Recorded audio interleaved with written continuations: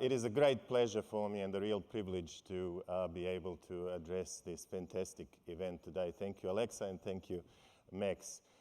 This will be an opportunity for me to share with you some insights into this topic of digital health and also our successful collaboration with AWS. My name is Zoran Bolovic. I'm the Chief Executive of eHealth New South Wales, and we are the Digital Centre of Excellence for New South Wales Health, Australia's largest public health system. New South Wales Health is a truly world-class health system. It is also a large and complex organisation with more than 160,000 staff working across 228 hospitals and providing some critical healthcare services to 8.2 million residents of New South Wales. New South Wales Health's vision is to be a sustainable health system that delivers outcomes that matter to patients, is personalised, invests in wellness, and is digitally enabled. So right there in the vision statement of our organisation, you can see this notion of digital enablement and digital transformation. Now, to give effect to this vision, eHealth New South Wales, in partnership with our local health districts, has been leading a very large program over the last few years of implementing ICT infrastructure, business systems, clinical information systems, right across New South Wales Health. As a result of that, New South Wales Health has become digital on the inside. And what that means is that our healthcare workers use these digital tools and platforms for their everyday work, to care for patients, to communicate, to learn, and to be good stewards of our scarce healthcare resources. So having put these foundations in place, we are now turning our attention to the next and very exciting phase of this digital health journey. And this will be all about placing patients and citizens at the center of their care, empowering them to be active participants in their health and well-being. So the next phase of our strategy will enable New South Wales Health's future health strategy and themes such as value-based care, which is all about outcomes that matter to patients. It'll be about elevating human experience, and that is experience of patients and experience of our staff. We will also see increased uptake and adoption of consumer-facing digital health solutions, such as virtual care, think video consultations, remote monitoring of chronically ill patients in their homes, or our world-leading telestroke service, which is saving lives across the state.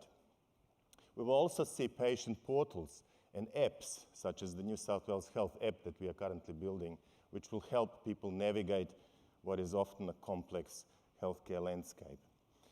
We will see advances in analytics, especially real-time analytics, including data captured from smart devices, and also greater application of AI in health, which we're already seeing in certain areas like diagnostic imaging. But also in parallel with this, we still have a very significant legacy modernization agenda.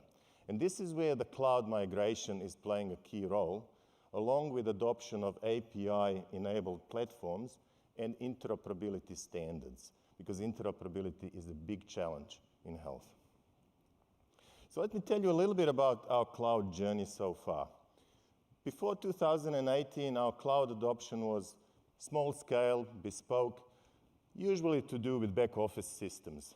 But in 2018, we started a significant program of critical infrastructure refresh to address aging hardware in our government data centers. We made a conscious decision at that time that we would adopt cloud as our primary and default technology going forward. And from that point on, we have started reducing our investment in replacing on-prem hardware and really amplified and accelerated migration of our systems to the cloud. To do that, we've created some foundational services. We created a cloud services team within eHealth, which has gone from strength to strength, and some of the members are here today. You can talk to them. Invested in training and development of our staff, and then started migrating, and in some cases, Australian first migrations of some clinical information systems, which we are very proud of. And then, of course, in 2020 and 2021, we had to rise to the challenge of enabling COVID response. And this is where really the cloud and its power in terms of agility and resilience enabled us to very quickly scale and meet the needs of our amazing frontline clinicians as they work through the pandemic response. This year we have reached a milestone of about 30% of our workloads being on the public cloud. Another milestone we're very proud of is our new enterprise data lake hosted on AWS. This is a centralized repository of a vast amount of structured and unstructured data from multiple systems, corporate and clinical. Data is extracted in real time without performance impact on those operational systems, which is very important to us. It is there in the raw native format and is really a platform upon which our amazing analytics teams all around the state will now be able to create analytics products and services to solve real problems in terms of safety and quality improvements, better healthcare planning, and also innovation and research, including the use of AI. And you can hear more about this later in the program from the team who is actually running this project. We're also systematically capturing and measuring benefits of our cloud adoption. And as you can see on this slide, we're already accruing some really great benefits in terms of cost avoidance, tenfold increase in speed of deployment, also productivity gains, as well as reduction in unplanned outages and maintenance window. Now, technology is only part of the answer.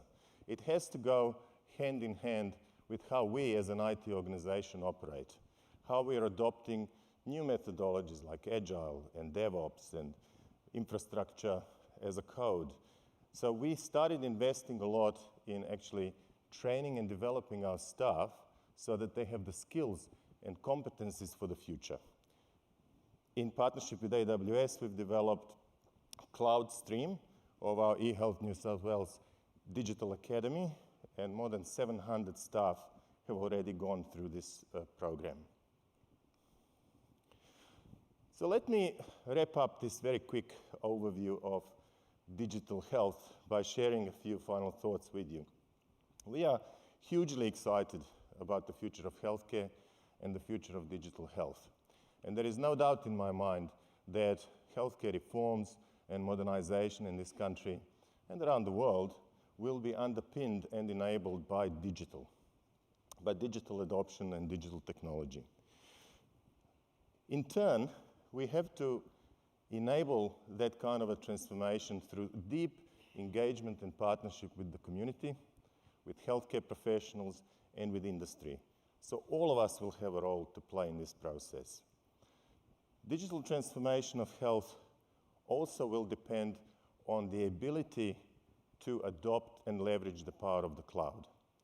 Health IT is on the cusp of becoming a cloud-enabled and patient-centric digital health. So let us all work together to accelerate that transition. The future of health depends on it. Thank you.